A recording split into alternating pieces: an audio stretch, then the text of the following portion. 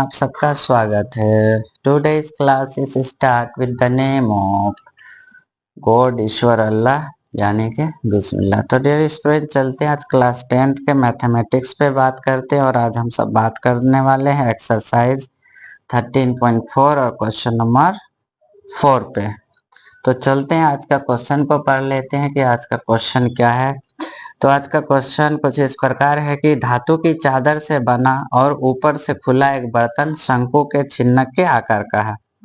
जैसा कि यहाँ पे आप आकृति में फिगर में देख सकते हैं, जो बर्तन है और चिन्ह के आकार का है और इसकी ऊंचाई यहाँ पे 16 सेंटीमीटर दी हुई है और ऊपरी जो सिरा है उसका त्रिज्या 20 सेंटीमीटर है और निचली जो सिरे की त्रिज्या है 8 सेंटीमीटर ये दिया हुआ है।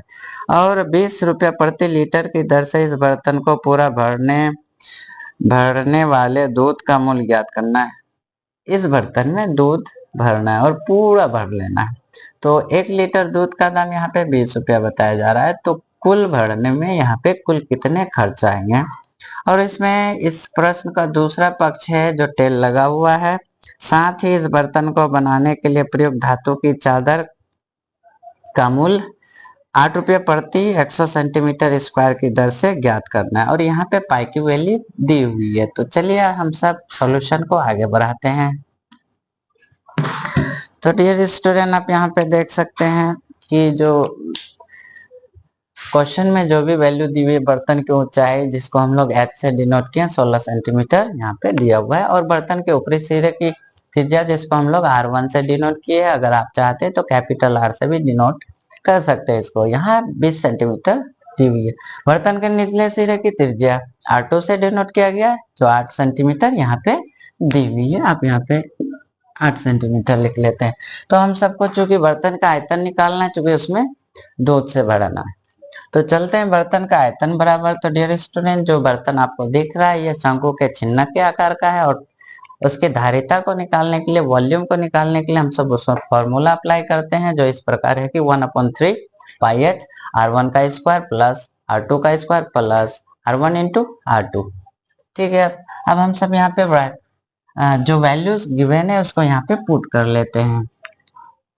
तो चलते हैं यहाँ पे 1/3 है तो 1/3 को इसी प्रकार से लिख लेते हैं। पाई की वैल्यू गिवन है यहाँ पे 3.14 और हाइट यहाँ पे दिख रहा होगा आपको, यहाँ पे आप देख सकते हैं 16 है, 16 को 16 ले लेते हैं। ब्रैकेट के अंदर चलते हैं R1 का स्क्वायर, R1 यहाँ पे कितना है 20, तो 20 का स्क्वायर प्लस R2 8 है, 8 का स्क्वायर होगा प्लस R1 इंटू R2, तो इट मीन्स के 20 इंटू हम सब यहाँ पे ऐड कर सकते हैं। ब्रैकेट को हम सब क्लोज कर देते हैं।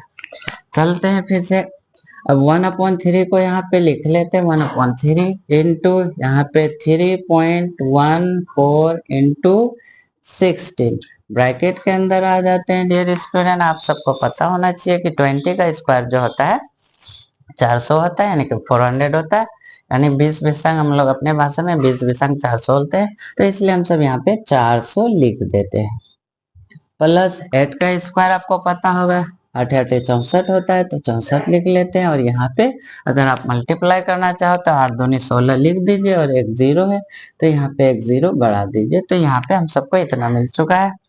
अब फिर से आगे बढ़ते हैं और यहाँ पे 1/3 को लिख लेते हैं इंटू यहाँ पे 3.14 इंटू 16 करते हैं। अब यहाँ पे हम सब आ जाते हैं ब्रैकेट के अंदर का काम करते हैं और सभी संख्याओं को यहाँ पे जोड़ लेते हैं। जोड़ने पर डियर स्टूडेंट हम सबको यहाँ पे प्राप्त हो जाएगा। आप जोड़ के देखेंगे 624। तो आइए यहाँ पे देख लेते हैं क्या कोई संख्या कटती है। तो यहाँ पे 3 और यहाँ पे 624 है। तो आप देख सकते हैं इसके डिजिट को आप ऐड कीजिए, 6 4 10 और 2 12 होता है। डियर स्टूडेंट 12 में 3 से भाग लगती है, तो इससे पता चलता है कि संख्या में 3 से भाग लगेगी और वो पूरा पूरा कर देगा। तो 3 1 3 हम सब यहाँ काट लेते हैं और यहाँ पे 3 2 6 होगा तो 2 ले लेते हैं। यहाँ पे नहीं कटेगा 0 लगा देते हैं, तो 2 डिजिट लेते हैं 24 होगा तो 8 से हम सब यहाँ पे काट सकते हैं। तो 8 दिया 24 होता है, तो हम सब ये ले लिए। अब हम सब क्या करते हैं डियर स्टूडेंट, यहाँ पे 3.14 3.14 इंटू 16 इंटू 208।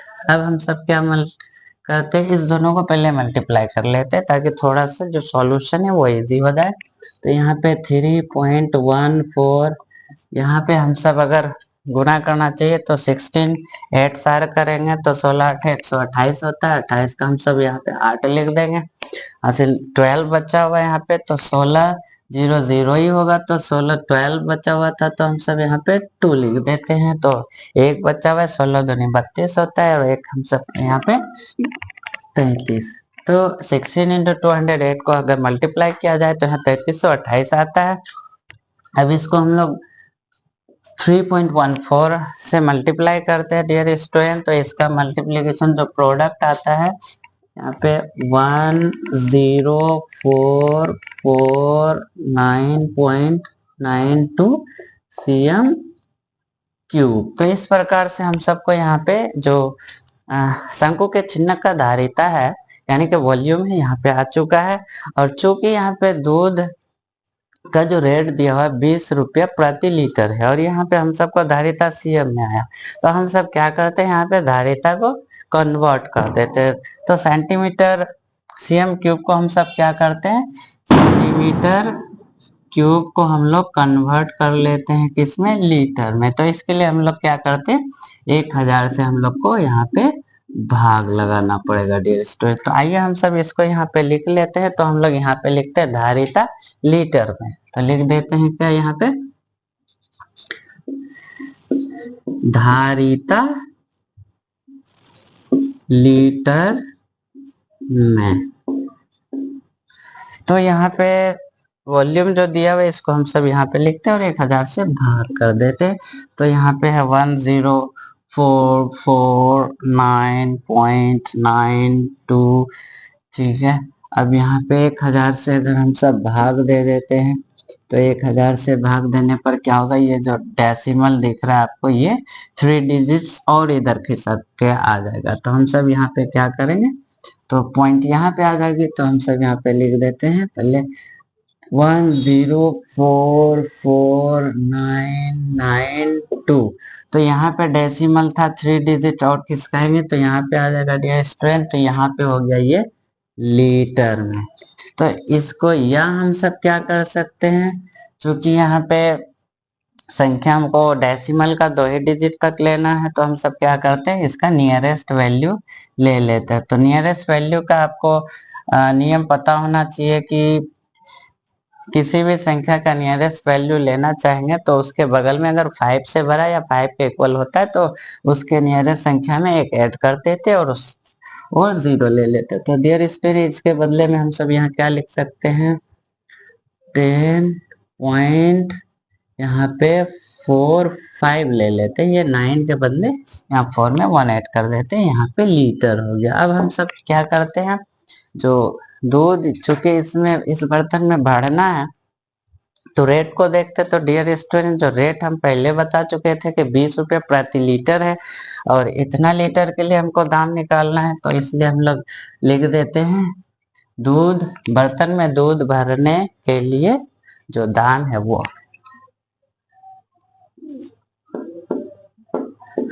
बर्तन में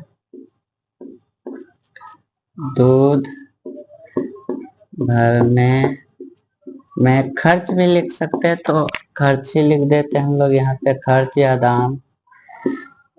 तो अब हम सब क्या करते हैं, यहाँ पे जो लीटर है यहाँ पे, तो उसको यहाँ पे लिख देते 10.45 इंटू रेट 20 रुपया प्रति लीटर का दर से है, तो हम लोग 20 से मल्टीप्लाई कर देंगे।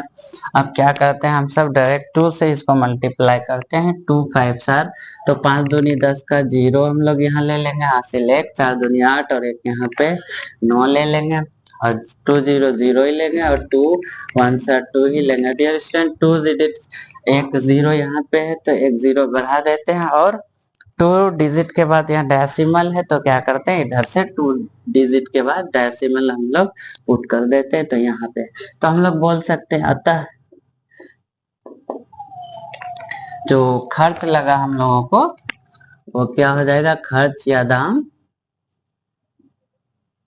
दूध को भरने में खर्च कितना हो गया, यहाँ 209 रुपए। तो डियर स्टूडेंट यहाँ पे आ चुका है कि ये जो बर्तन में दूध भरना था उसमें खर्च हम सबको कितना लग जाएगा, 209 रुपया। तो इस प्रश्न का जो दूसरा पक्ष है, तो अब हम सब चलते हैं दूसरा पक्ष की तरफ।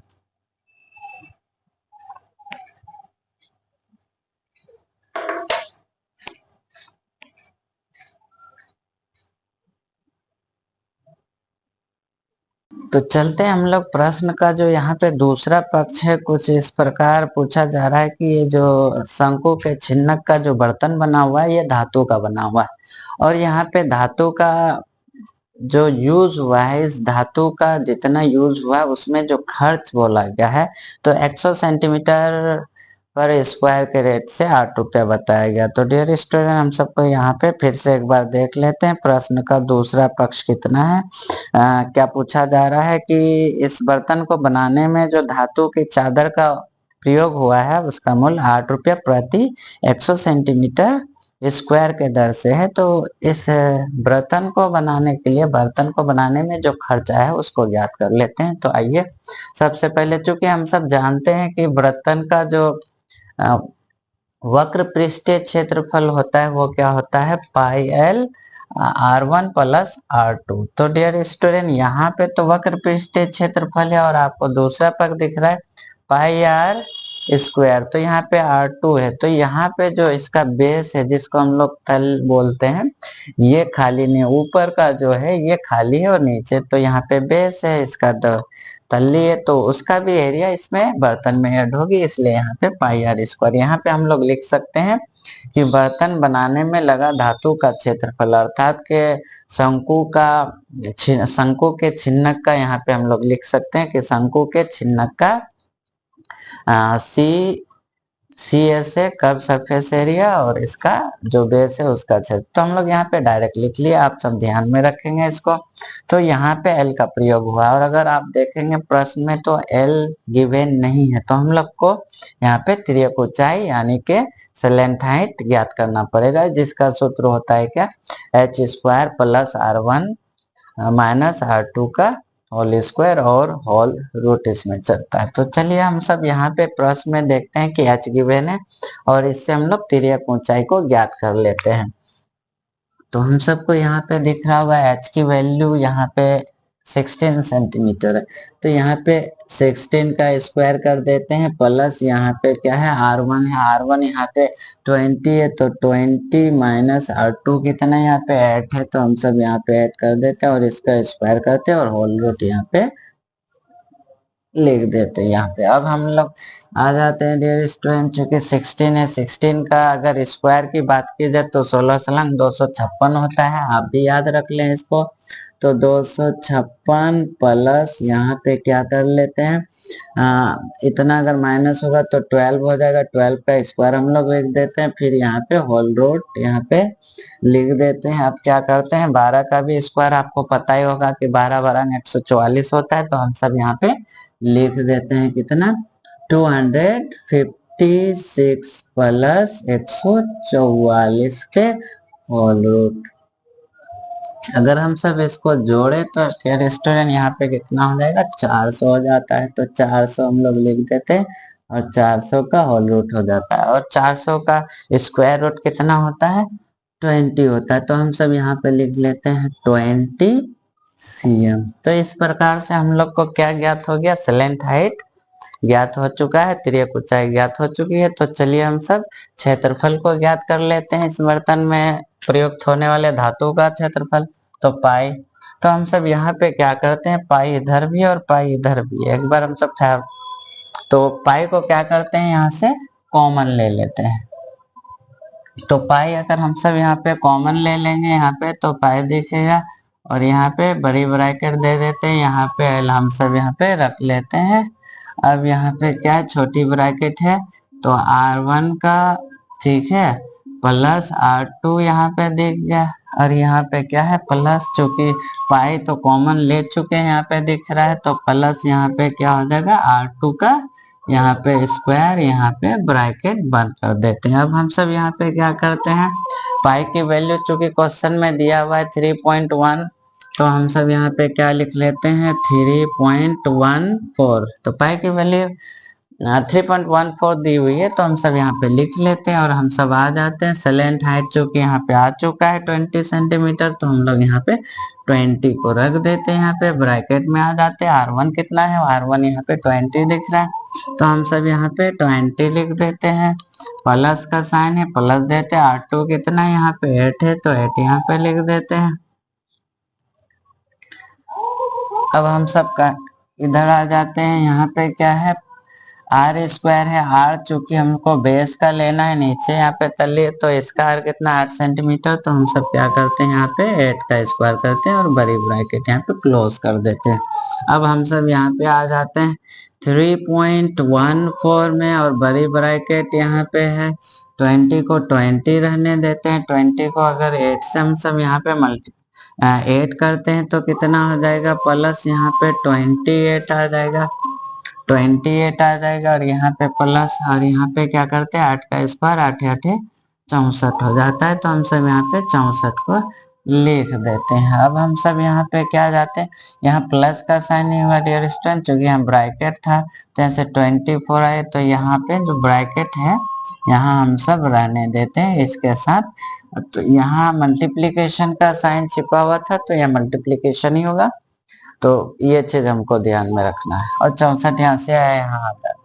अब हम सब क्या करते हैं, इसको मल्टीप्लाई करते हैं, तो पहले यहाँ पे 3.14 को उतार लेते हैं, बड़ी ब्रैकेट दे देते हैं, और 28 को 20 टाइम्स हम सबको पढ़ना है, तो हम सब क्या करते हैं 28 है, तो 28 2 जार कितना होता है 56 होता है, या 56 होता है, तो 56 हम सब यहाँ पे लिख के और एक जीरो बढ़ा देते हैं, प्लस यहाँ पे कितना होता है 64 होता है। तो ब्रैकेट के अंदर जितने भी डिजिट दिख रहा है इसको हम सब ऐड कर लेते हैं। तो डियर स्टूडेंट हम सबको यहाँ पे कितना प्राप्त हो जाता है जोड़ के, यहाँ पे पहले भी इस चीज को जोड़ा गया था, तो यहाँ पे आप देखते हैं यहाँ इसको पहले उतार लेते हैं 3.14, और यहाँ पे मल्टीप्लीकेशन का साइन दे देते हैं जो कि यहाँ पे छिपा हुआ है, और 4 का 4 हम सब यहाँ पे लिख देते हैं, और यहाँ पे कितना है 6 और 6 6 यहाँ पे 12 का 2 हासिल 1, तो यहाँ पे कितना हो जाएगा 624 हो जाता है।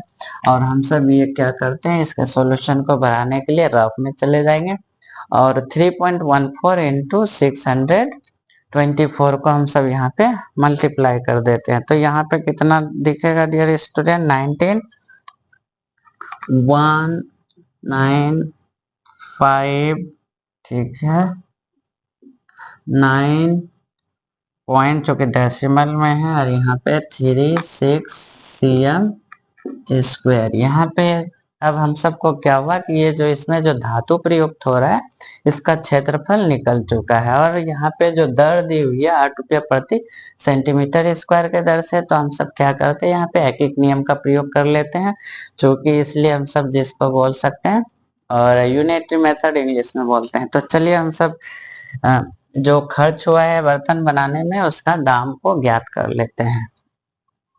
तो यहाँ पे लिखते हैं चूंकि 100 सेंटीमीटर का मूल्य हम सब दाम लिख देते हैं। दाम कितना हो जाएगा यहाँ पे क्वेश्चन में 8 रुपया है, तो 8 रुपया प्रति 100 cm स्क्वायर के रेट से था, तो हम लोग क्या कहते हैं, इसलिए यहाँ पे अगर 1 सेंटीमीटर स्क्वायर का दाम का निकालने की बात हो जाए तो क्या हो जाएगा डियर स्टूडेंट 8 अपॉन यहाँ पे 100 हो जाएगी, 100 रुपये हो जाएगी, चूंकि हम लोग को 100 सेंटीमीटर या 1 सेंटीमीटर का नहीं, यहाँ पे 19,1959.36 cm स्क्वायर का दाम निकालना है, तो हम सब क्या कर देते हैं यहाँ पे, इसलिए हम लोग यहाँ पे नीचे लिख लेते हैं। तो क्या करेंगे 8 इंटू 1959.36 अपॉन 100 कर लेते, तो अगर इसको हम सब 8 से मल्टीप्लाई करें तो डियर स्टूडेंट कितना आ जाता है, हम सब यहाँ पे लिख देते हैं 8 से मल्टीप्लाई करने पर 5।